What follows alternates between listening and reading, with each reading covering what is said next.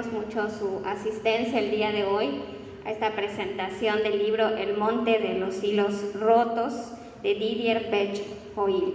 Pues la verdad es que nos da muchísimo gusto recibirles en este espacio de la biblioteca, en el que poco a poco estamos retomando las actividades presenciales nuevamente, y qué mejor esta oportunidad que nos convoca el libro de Didier para platicar y conocer acerca de esta nueva publicación que él trae, además de que, bueno, la oportunidad de que esté aquí por Yucatán y que hizo un espacio en su tiempo para presentarlo y darlo a conocer, y pues que todos y todas le ayudemos a partir de hoy a difundir su obra para que encuentre muchos lectores. Pues bien, vamos a dar inicio. También les agradecemos muchísimo a los dos Raúles que nos acompañan el día de hoy para comentar la obra de Didier. Les agradecemos mucho que el tiempo para hacerlo. Pues si les parece, vamos a comenzar escuchando los comentarios del maestro Raúl Carcaño Loesa. Voy a leer una breve semblanza acerca de su trayectoria. El maestro Raúl es originario de Mérida, licenciado en Derecho por la UADY y maestro universitario, egresado de la Escuela de Escritores de Yucatán. Obtuvo mención honorífica en el primer concurso universitario de ensayo y cuento Dr. Carlos Ursáiz Jiménez con el cuento El Sepulturero. Obtuvo también el tercer lugar en los terceros Juegos Literarios Nacionales Universitarios con el cuento Noche de Viernes. Es fundador del grupo literario Ametría. Ha publicado los poemarios Poesía y Silencio, Levedades y Voz en Off. Es coautor en antologías poéticas editadas en España, Bolivia, Argentina y México. De igual modo, en narrativa es autor del libro de cuentos intitulado Cuentos de Mujeres. Sus textos se han publicado también en revistas digitales y en revistas impresas de México y otros países. Ha impartido conferencias literarias y presentado libros en diversas ediciones de la FILEY, así como en universidades y foros culturales locales. Actualmente prepara su cuarto poemario y es conductor del programa, un programa muy escuchado aquí en Yucatán, La Poesía y Tú. Bienvenido, maestro Raúl, adelante.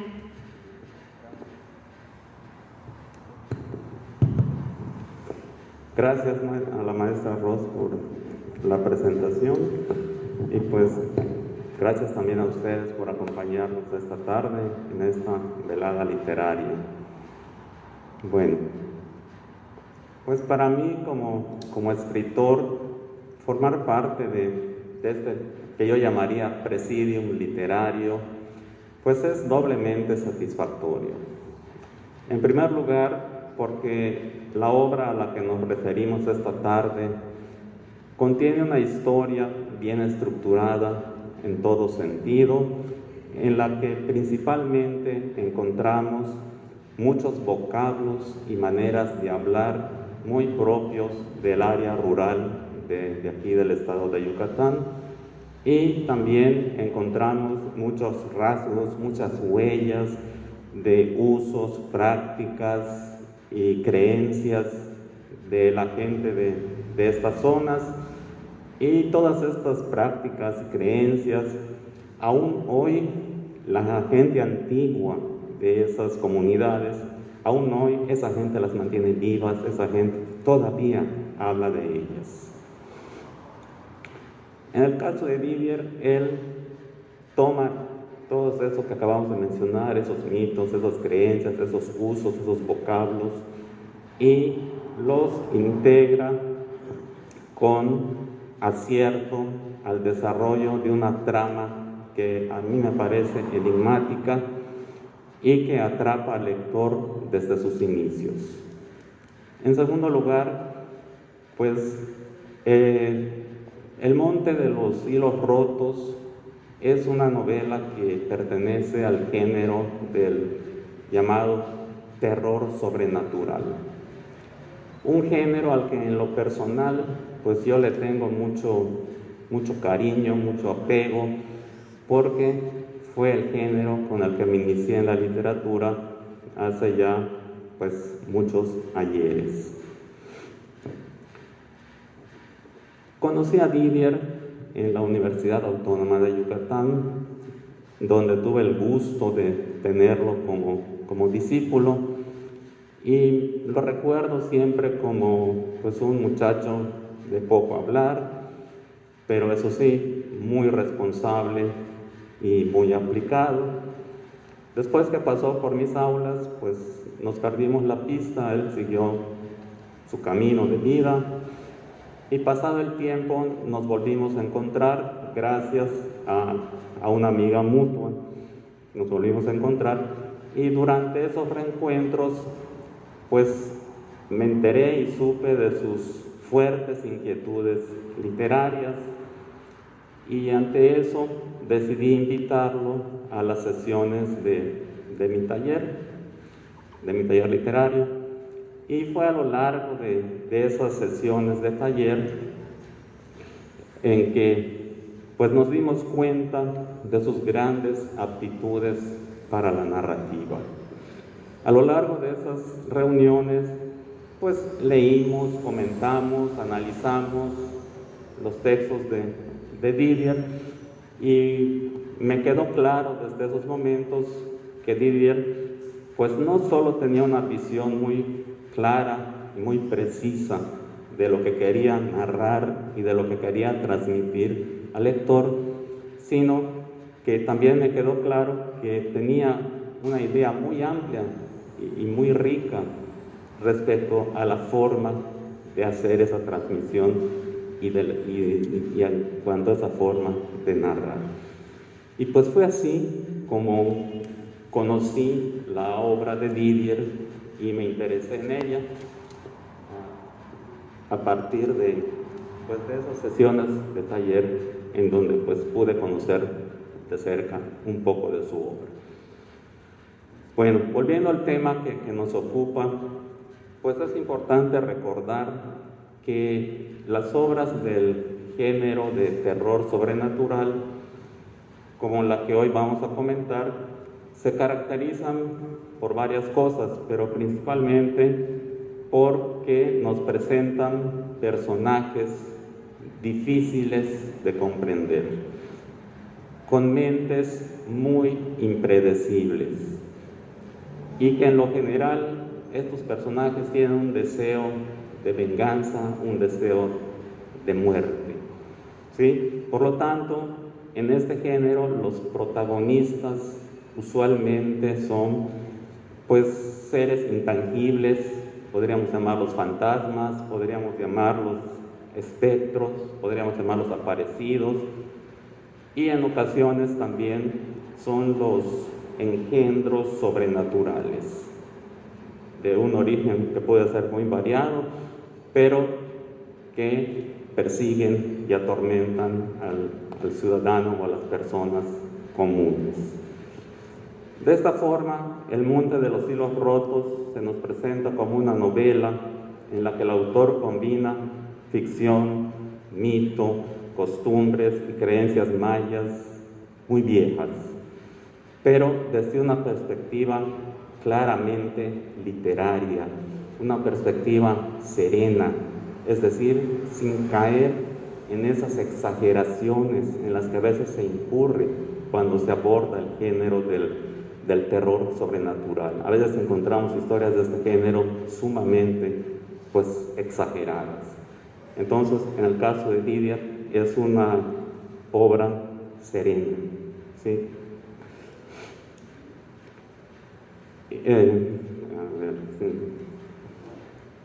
Pues todo esto Didier lo mezcla o lo presenta dentro de una trama bien trazada, en la que Didier incorpora pues todas estas mitos, todas estas creencias, todos estos usos, los incorpora y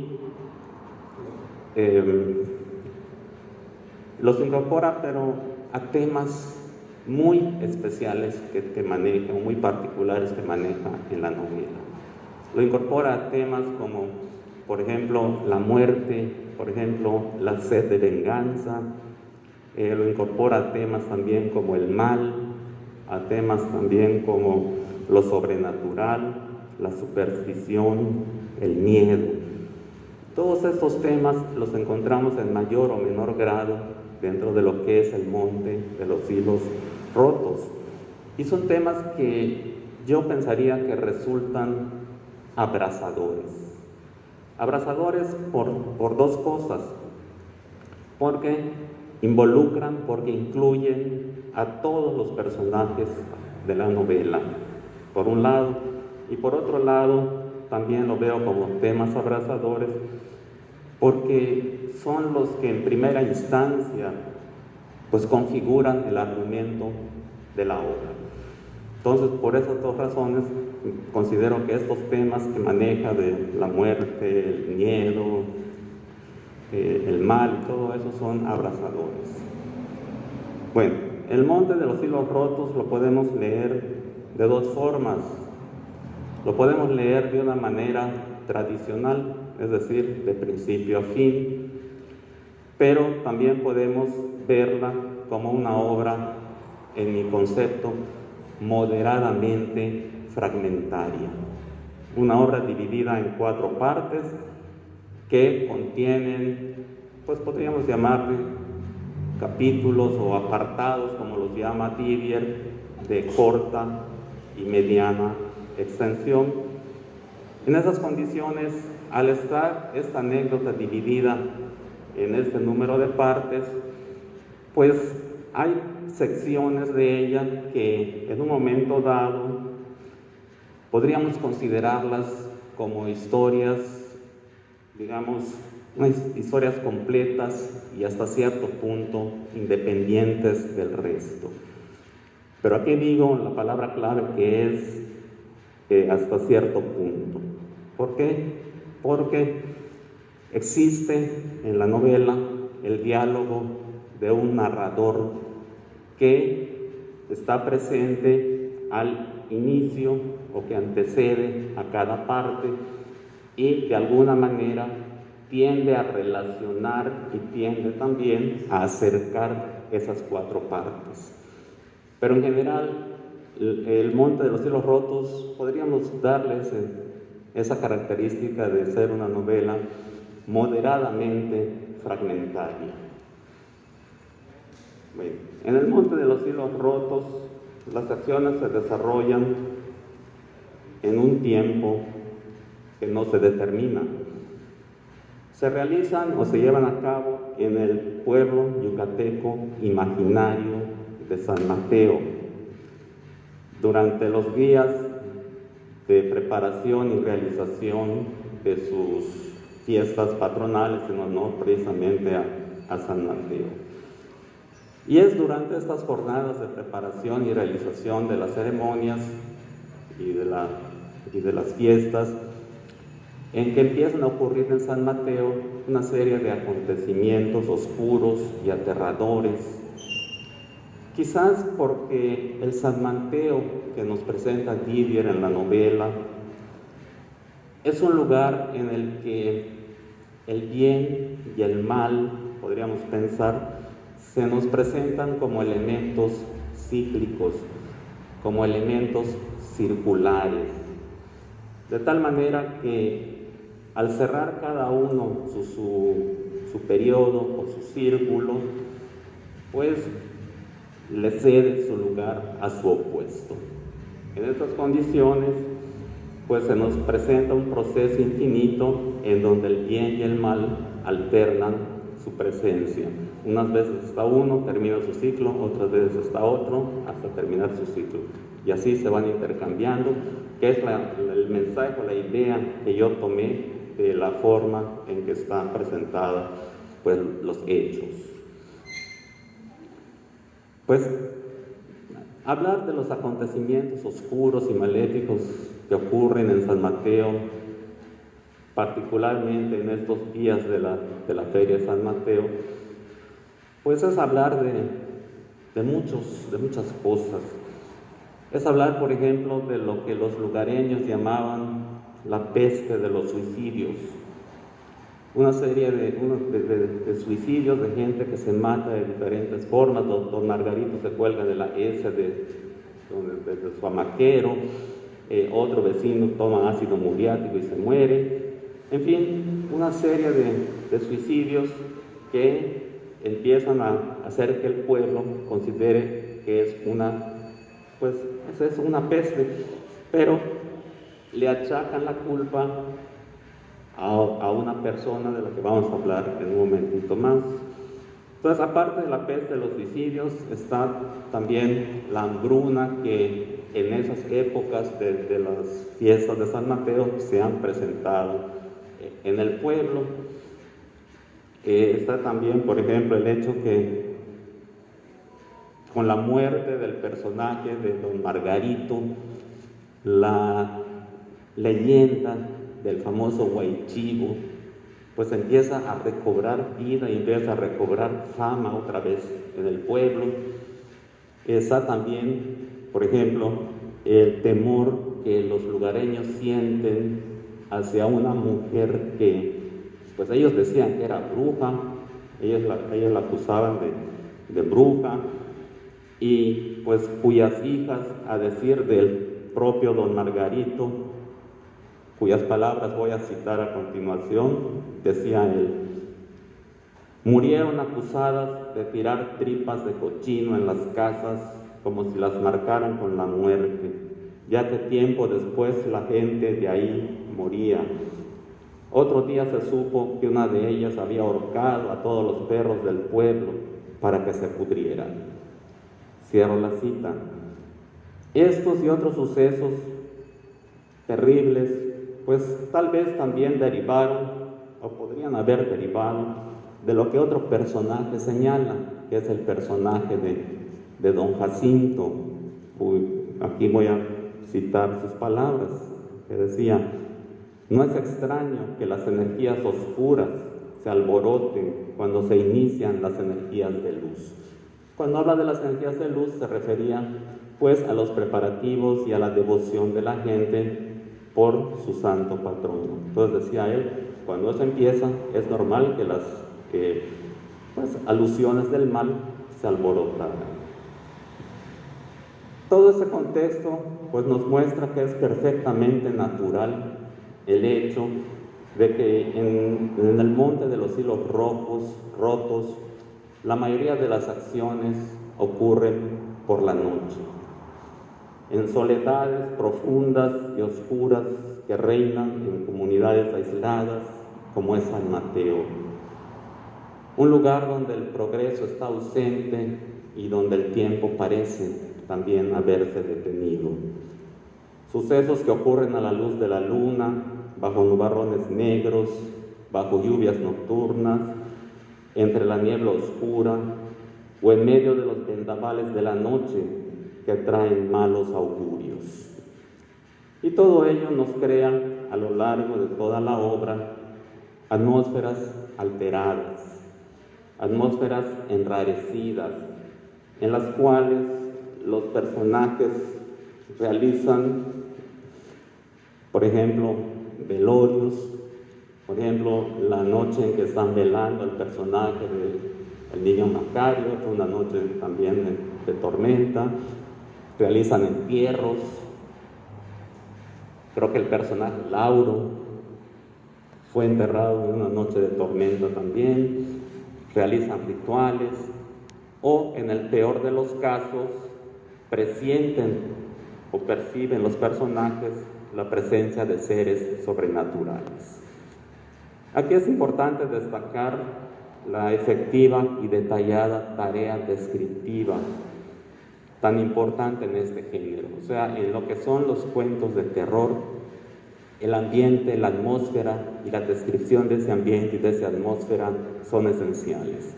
Y en el caso de esta novela, a mí me parece que esa tarea de descripción ha sido efectiva y ha sido detallada. Y son descripciones que, si las leemos con detalle, vamos a ver que involucran no solo el sentido de la vista, también involucra el sentido del oído, también involucra el sentido, diferentes sentidos a la vez. Y pues todo esto muestra la gran capacidad del autor para crear ambientes y entornos naturales y sobrehumanos, pero de gran realismo. que hacen que el lector se sienta presente en medio de ellos y escuche, por ejemplo, el ladrido de los perros, el canto del búho blanco, el tronido de los voladores de las procesiones en honor a San Mateo, o que percibe el olor del Ixtaventún o del chocolate humeante en los altares de Hanan Pishan. Todo eso lo podemos percibir a través de las descripciones que Didier realiza en El monte de los hilos rotos. Bueno, esta novela es también una historia con puntos de giro sorprendentes. Es una historia también que no se nos cuenta de manera lineal, sino que por momentos es una historia que va al pasado o incluso al futuro. Pero esos desplazamientos temporales, lejos de desorientar al lector, que es lo que nos podría parecer en un momento dado, pero lejos de desorientarlo, van dando los elementos necesarios para ir desentrañando poco a poco los misterios que esta novela nos presenta y que vale la pena conocer. También a lo largo de esta obra es notable cómo todos los elementos y sucesos están relacionados en sus respectivos momentos, uno con otro mediante vínculos, sobre todo de causalidad, de modo que unos resultan consecuencia lógica de otros. Y para desdoblar la trama ante nuestros ojos, Didier ha elegido preferentemente a un narrador extradiegético, omnisciente, un narrador que le permite abarcar todos los escenarios de la historia y de la vida y de los sentires de sus personajes. Por último, El monte de los hilos rotos es una novela en la que cobran vida leyendas como las del Huaychivo o la de la mujer de pelo largo que se le aparece a los borrachos que deambulan solitarios por la noche y luego los mata. Es una obra con personajes que los vamos a encontrar a casi todos envueltos en la fe. Son personajes creyentes, pero a la vez de que son creyentes, también son supersticiosos.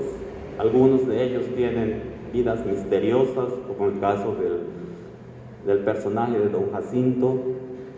Hay otros que tienen vidas tristes o trágicas. El caso de las trágicas sería la familia de este señor Nazario, que tiene la desgracia de que un hijo de él nace deforme, y por chismes de la gente empezaron a decir que ese niño Macario estaba maldito, que tenía patas de grillo, ¿sí?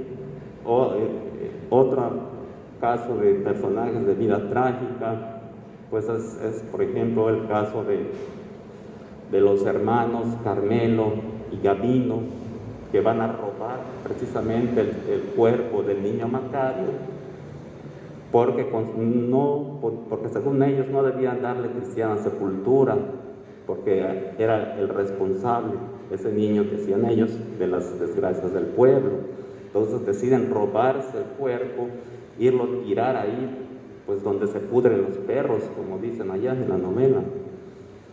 Entonces lo logran hacer, pero el remordimiento agobia a uno de ellos y se termina tirando al pozo. Su madre no soportó eso, doña Tere, y se tiró también al poco tiempo al pozo. Son ejemplos de personajes de vidas trágicas en esta obra de Didier. También encontramos que varios de esos personajes, desde su problemática particular en la novela, nos muestran muchas cosas de la realidad. Nos muestran, por ejemplo, lo frágil que puede ser el ser humano, o lo frágil que puede sentirse el ser humano ante el peso del remordimiento. En este caso, podríamos recordar un poco la novela. Un caso de remordimiento fue el caso de don Margarito, el papá de los hermanos que robaron el cuerpo de Macario. Con el tiempo, Margarito no soportó ese remordimiento por haberlo hecho y terminó confesándolo. Pero ahí tienes el peso del remordimiento, pues la fragilidad que puede sentir uno ante lo desconocido, ante lo inexplicable, ante el miedo a la muerte. De hecho, volviendo al personaje de don Margarito, encontramos que él mandó hacer lo que mandó hacer porque la bruja Aruma le prometió que si lo hacía iba a vivir feliz, y por eso lo hizo, pero luego se dio cuenta que no fue tan así. En conclusión, El Monte de los Hilos Rotos es una obra planeada, bien elaborada, con sólidas estructuras de fondo y forma, una novela con total ausencia de anacronismos que pudieran producir efectos chocantes en la lectura, y en la que la acción, emociones, suspenso, atmósfera, pues se combinan de una manera correcta y exacta y permiten al lector no solo vivir la historia, sino involucrarse en ella desde el principio, y una vez involucrados, pues sentir los miedos, las angustias, las dudas y demás estados propios del ser en situaciones atípicas. Por todo ello, pues los invito pues a leerla. Muchas gracias.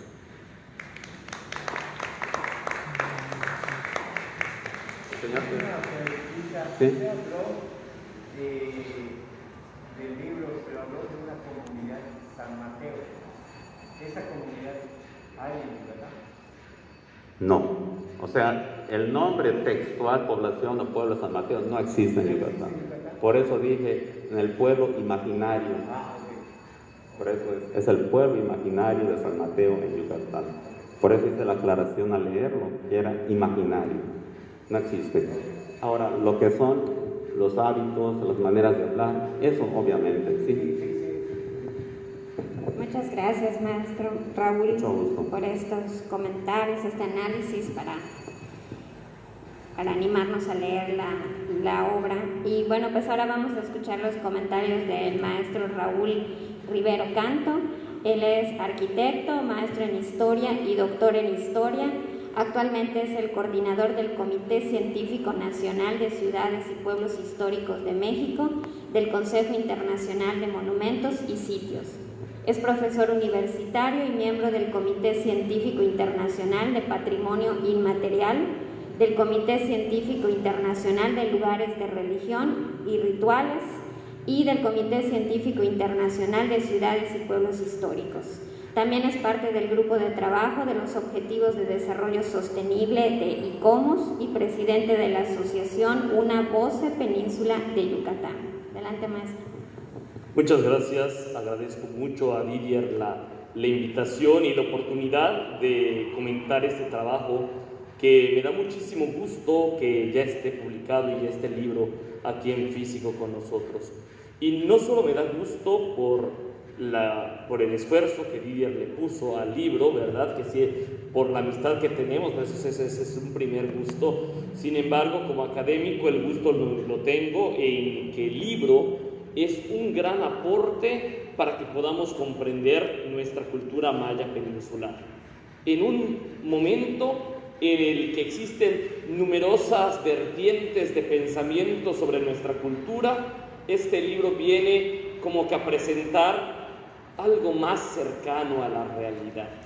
Y es que fíjense que entre estas posturas, la primera, la más llamativa, la que tenemos más evidente por lo ruidosa que es esa cultura maya, de donde tomaron lo puesta a la mano del turista, porque es así como que vendemos Península de Yucatán, toman los elementos de un mundo maya del clásico, exagerado, idealizado, turistificado, en palabras del doctor Gilberto Avilés, que me gusta el verbo, escaretizado, ¿sí? Y agarran esto, este es el mundo maya ideal, qué bonito, bravo, y ya, estamos más lejos de nosotros, pero pues les gusta a los turistas que vemos aquí afuera caminando, les gusta ver eso.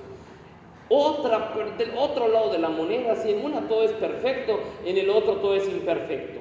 Y está entonces la vertiente de las lamentaciones. Qué mal estamos, qué pobre quedó esto, qué triste nuestra vida, culpa de los Montejo, culpa de tal partido, de tal gobernador, culpa de este programa que no salió bien.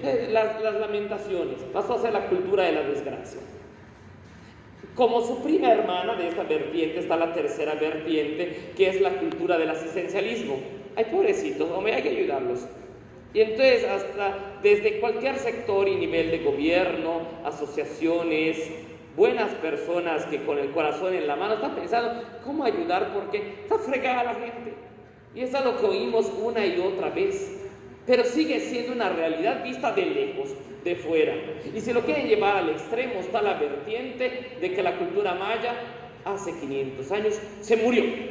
La cortaron de la historia, la arrancaron de las páginas de la historia, se murieron todos, desaparecidos, como aquellos regímenes totalitarios de la península de Indochina de hace 50 años, donde sí efectivamente exterminaron a la población. Aquí se murió todo el mundo, no hay, desapareció la cultura maya, la recordamos en el pasado, nada más falso.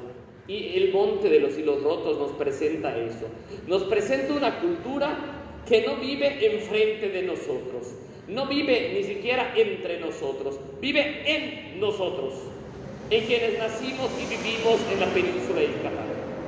Esa nuestra cultura es la que está ahí manifestada y la podemos reconocer. La reconocemos en cómo hablamos, en cómo comemos y qué comemos, en cómo acomodamos nuestra casa, la propia vivienda. La reconocemos en cómo gozamos, cómo sufrimos, en qué creemos y hasta qué nos da miedo, qué nos asusta, qué nos preocupa. Eso es lo que muestra el Monte de los Hilos Rotos. Por eso es muy, muy afortunado, porque de una manera muy amena, los alumnos de las universidades pueden acercarse a la cultura maya, pero no a la de alguna postura ideológica, sino a la de la vida real, la de la vida cotidiana, la de la vida diaria. Y San Mateo es un pueblo imaginario, pero podría ser cualquiera de nuestros pueblos. Y ahí lo vamos a ver.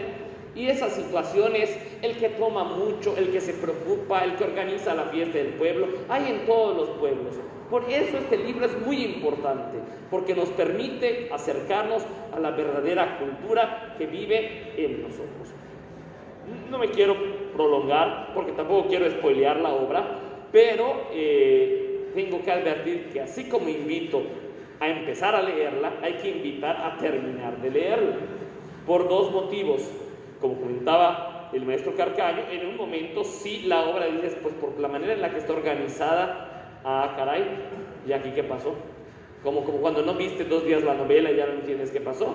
Pues así está entonces la obra, pero es primero es parte de la manera en que él ha optado por presentarla, pero también pues sirve así como para inquietar al lector, ¿no? ¿En qué momento me perdí? ¿Será que mi libro vino mal y le faltan 10 páginas? Y por otra parte, algo que digo da gusto porque es la intención de una novela de terror, es que se asusta. Y también en algún momento dicen, ¿será que se está perdiendo la razón el escritor? Porque de veras el paisaje, pero lo más curioso es que el paisaje que retrata sí pasa en los pueblos de Yucatán. ¿Cómo no? Porque por eso me molesta tanto todos estos que inventan y luego inventan cosas para contarle algo al turista, ¿no? Si nuestra cultura tiene tanto para dar, si nos ponemos a observar en nuestros pueblos, de veras pasa todo esto. Eso es increíble. Por eso me gusta, porque se insinúa que es la primera parte, más ha de venir y mucho más pasa. Ahora sí que de lo que se cuenta y de lo que se pueda decir, todavía en los pueblos pasa mucho más. Y a veces de verdad la realidad supera la ficción y da más miedo la realidad. Y hay algunos pasajes que describes que yo apostaría $1,000,000 de pesos a que se lo imaginó, sobre todo en las escenas finales, por eso no quiero decir más, que luego digo, bueno, pero es que estos son lugares que existen. Hasta parece que estoy viendo 2 o 3 pueblos que podría caber la descripción perfectamente. Y da más miedo. Y de uno, caray, ¿qué es que está pasando? Bueno, eso es parte del encanto del Monte de los Hilos Rotos, y de ahí la invitación a leer y a terminar de leer el Monte de los Hilos Rotos. Pero también la invitación va que al par de ir avanzando en las páginas, no solo descubramos la historia de los personajes de la novela, sino que también podamos ver que ahí está la cultura que no vive junto a nosotros, sino que vive en cada uno de nosotros. La cultura del Monte de los Hilos Rotos es nuestra cultura. Muchas gracias.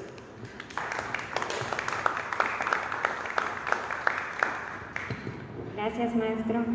Pues ahora vamos a escuchar al autor, vamos a escuchar a Didier, que nos va a comentar acerca de todo este proceso de escritura de esta obra, y les voy a leer una breve semblanza acerca de él. Didier nació en Mérida, Yucatán, es arquitecto por la UADY, cursó durante su carrera universitaria en la Facultad de Filosofía y Letras de la Universidad de Zaragoza en España. Obtuvo mención honorífica en el concurso universitario de ensayo Personas de la Tercera Edad, patrocinado por la Comisión de Derechos Humanos del Estado de Yucatán. Es autor de la saga El Relato de Orión, ha tenido presentaciones en la FILEY, en diversos recintos culturales, como el Centro Cultural José Martí, así como en la Preparatoria número 1 de la UADY y la Universidad Marista. En el año 2019 se presentó en la Feria Internacional del Libro de Guadalajara, donde tuvo la oportunidad de presentar el relato de Orión a nivel nacional.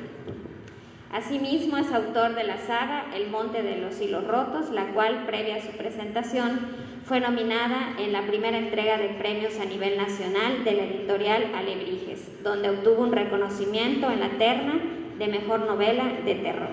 Adelante, Didier, para que nos comente. Buenas tardes a todos. Maestro Carcaño, muchísimas gracias por acompañarnos. Raúl, muchas gracias por tus palabras.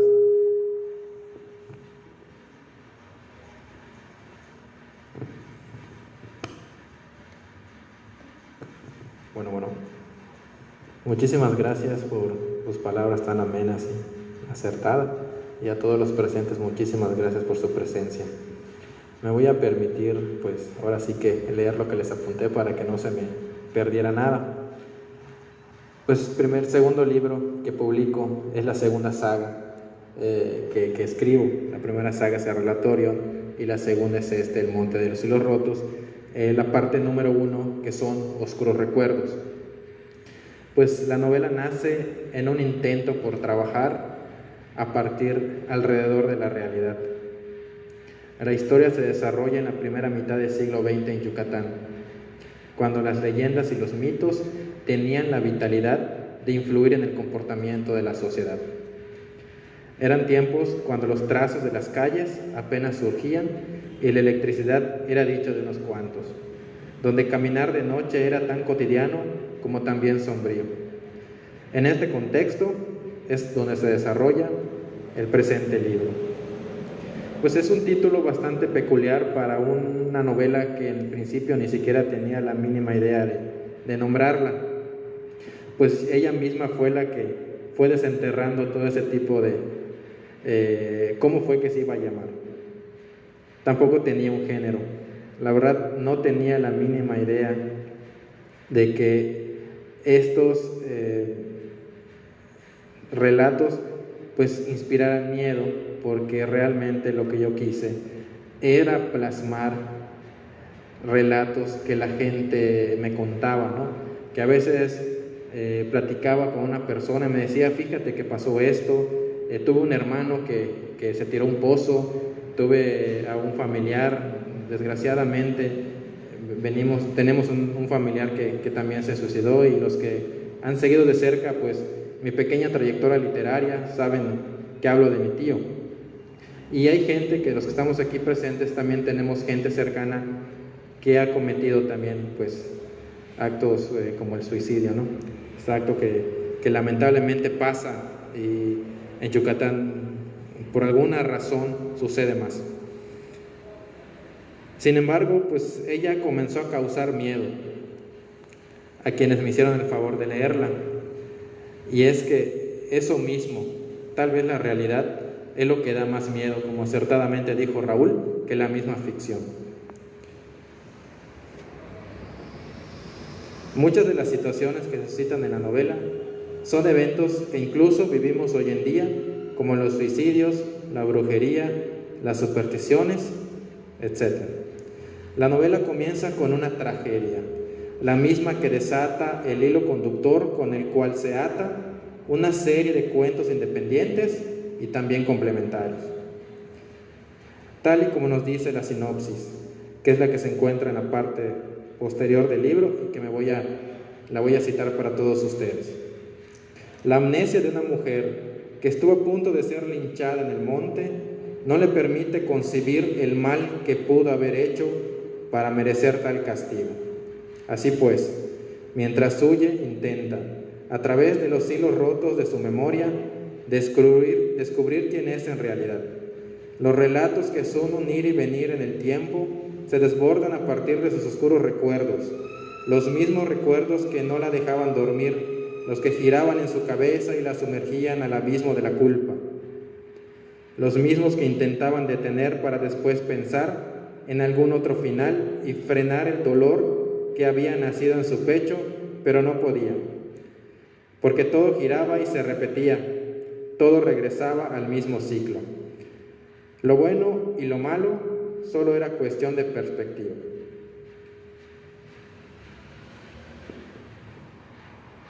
A través de sus 235 páginas y los títulos, como son Un cortejo solitario, Macario Patas de Grillo, ya llegó la viuda tuerta, San Mateo, Voy a casa de mi hermano, Los perros también sueñan, Bajo la tierra de los muertos, El hombre de piedra y la congregación de los brujos, intento descifrar la razón de aquella amnesia. Como yucatecos, como mexicanos, tenemos la habilidad de ver el lado oscuro de la naturaleza, como decía Guillermo del Toro, la fantasía y el terror, pero también la contraparte, que es la realidad y el amor. Amamos la vida porque estamos conscientes de la muerte. Ejemplo de esto lo voy a citar del libro.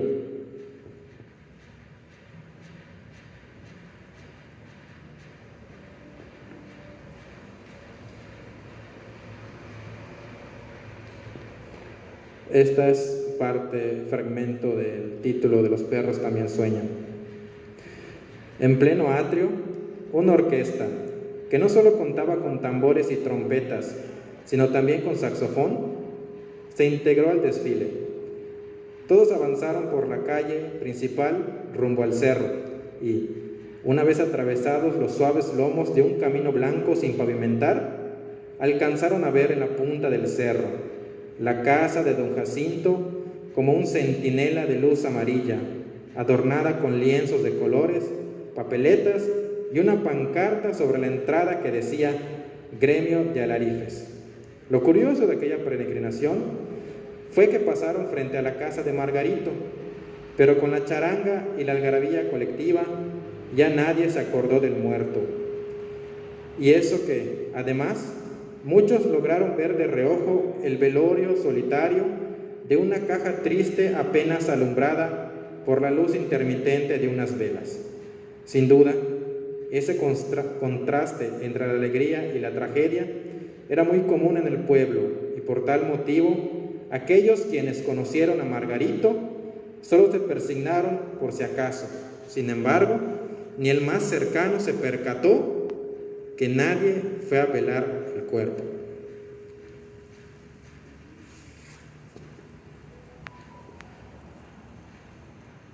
¿Qué sucede cuando el miedo y el amor se entrelazan? Se dice que la realidad es cuando tomamos en cuenta la oscuridad para encender la luz. Ahora pues, ¿puede ser el amor quien desate una tragedia?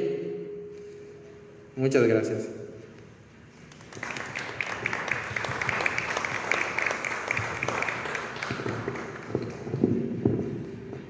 Pues muchísimas gracias a todos los participantes, muchas felicidades a Didier por esta nueva publicación. Sabemos que no es fácil no solo escribir el libro, sino luego llevarlo a una publicación, a quien quién lo edita, quién hace el trabajo del diseño editorial, la portada, la impresión, pero luego buscar también dónde ponerlo en venta, y este es un trabajo que pues Didier también se ha dado la tarea de hacer, porque a veces se piensa que nada más es la tarea de escribir, pero la difusión y la promoción del libro hoy en día es muy importante, ¿no? Entonces, pues para finalizar esta presentación, comentarles que el libro y el otro, ¿cómo se titula, Didier, tu otro libro?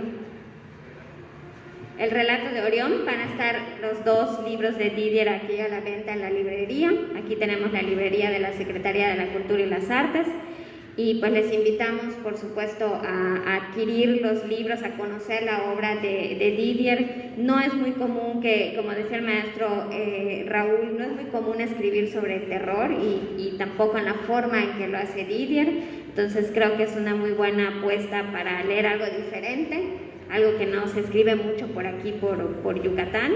Y pues ahí está la invitación para que adquieran el libro el día de hoy, o otro día que quieran darse una vuelta y visitar la librería, visitar la biblioteca. Pues también tenemos muchos otros títulos de escritores, especialmente yucatecos, aquí a la venta en la librería. Pues muchísimas gracias por su compañía, nuevamente felicidades a Didier, y pues vamos a despedirlo con un aplauso por esta publicación. Muchas gracias.